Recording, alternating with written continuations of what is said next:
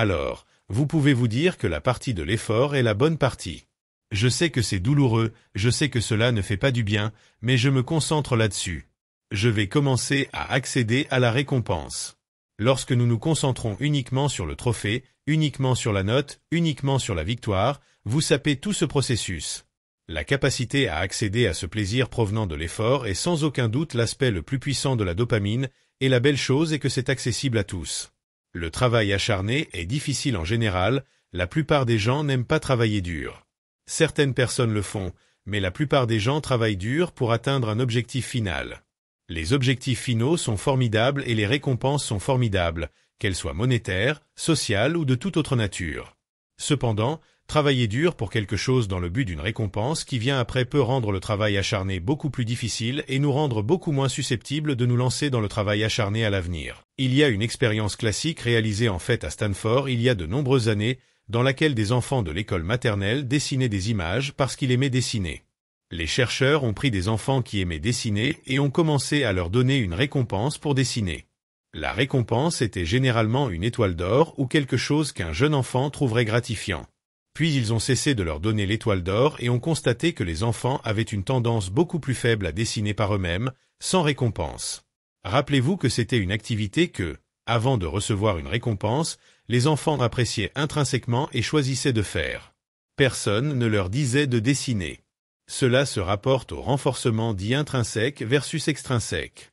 Lorsque nous recevons des récompenses, même si nous nous donnons des récompenses pour quelque chose, nous avons tendance à associer moins de plaisir à l'activité elle-même qui a déclenché la récompense.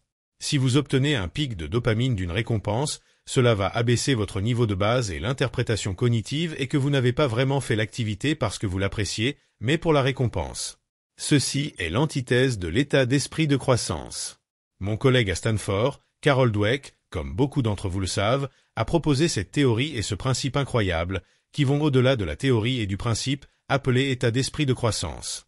C'est le fait de s'efforcer de s'améliorer, d'être dans cet état d'esprit de « je n'y suis pas encore », mais où l'effort lui-même est le but final. Et cela, bien sûr, vous conduit à des performances incroyables. On a observé encore et encore que les personnes qui ont un état d'esprit de croissance finissent par très bien performer parce qu'elles se concentrent sur l'effort lui-même. Et nous pouvons tous cultiver cet état d'esprit de croissance. Le mécanisme neuronal de la culture de cet état d'esprit de croissance implique l'apprentissage de l'accès aux récompenses provenant de l'effort et de l'action. Et c'est difficile à faire parce que vous devez vous dire « D'accord, cet effort est formidable, cet effort est plaisant ».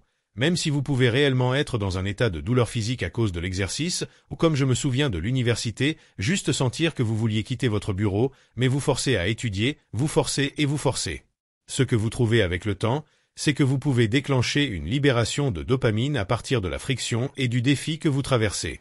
Vous éliminez complètement la capacité de générer ces circuits et le processus gratifiant de pouvoir récompenser la friction pendant l'effort si vous vous concentrez uniquement sur l'objectif final.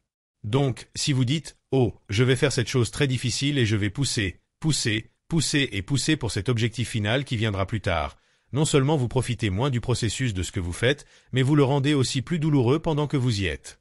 Vous vous rendez moins efficace, car si vous pouviez accéder à la dopamine pendant l'effort, la dopamine a toutes ces propriétés incroyables d'augmenter la quantité d'énergie dans notre corps et dans notre esprit, notre capacité de concentration, mais aussi vous sapez votre capacité à vous replonger dans cette activité la prochaine fois. La prochaine fois, vous aurez besoin de 2 fois plus de café, de 3 fois plus de musique forte et de 4 fois plus de boissons énergétiques et de la connexion sociale juste pour sortir de la porte pour faire la course ou pour étudier. Ce qui est plus bénéfique, c'est d'attacher le sentiment de friction et d'effort à un système de récompense généré en interne. Vous ne poursuivez pas seulement les choses qui sont naturellement plaisantes. Donc, vous pouvez vous dire que la partie de l'effort est la bonne partie. Je sais que c'est douloureux, je sais que cela ne fait pas du bien, mais je me concentre là-dessus. Je vais commencer à accéder à la récompense. Vous trouverez les récompenses, c'est-à-dire la libération de dopamine, dans l'effort si vous répétez cela encore et encore. Et ce qui est beau, c'est que cela commence à devenir réflexif pour tous les types d'efforts. Lorsque nous nous concentrons uniquement sur le trophée, uniquement sur la note, uniquement sur la victoire en tant que récompense, vous sapez tout ce processus. Alors, comment faire cela? Vous le faites dans ces moments de friction la plus intense. Vous vous dites que c'est très douloureux et parce que c'est douloureux, cela déclenchera une augmentation de la libération de dopamine plus tard, ce qui signifie que cela augmentera mon niveau de base de dopamine. Mais vous devez aussi vous dire qu'à ce moment-là, vous le faites par choix et vous le faites parce que vous aimez ça. Et je sais que cela ressemble à un mensonge à vous-même, et d'une certaine manière, c'est un mensonge à vous-même, mais c'est un mensonge à vous-même dans le contexte d'une vérité, qui est que vous voulez que cela se sente mieux, vous voulez que cela soit même plaisant. Maintenant, cela est très différent de penser à la récompense qui vient à la fin, la coupe glacée au fudge chaud après avoir franchi la ligne d'arrivée. Et vous pouvez remplacer la coupe glacée au fudge chaud par toute autre récompense qui vous plaît. Nous vénérons les personnes capables de faire ce que je décris. David Gauguin me vient à l'esprit comme un très bon exemple. Beaucoup d'entre vous connaissent probablement David Gauguin, ancien Navy SEAL qui a essentiellement fait carrière après l'armée en expliquant et en partageant son processus de transformation de l'effort en récompense. La capacité à accéder à ce plaisir provenant de l'effort est sans aucun doute l'aspect le plus puissant de la dopamine dans notre biologie, et la belle chose est que c'est accessible à tous. Mais juste pour mettre en évidence les choses qui peuvent interférer avec et vous empêcher d'obtenir la libération de dopamine à partir de l'effort lui-même.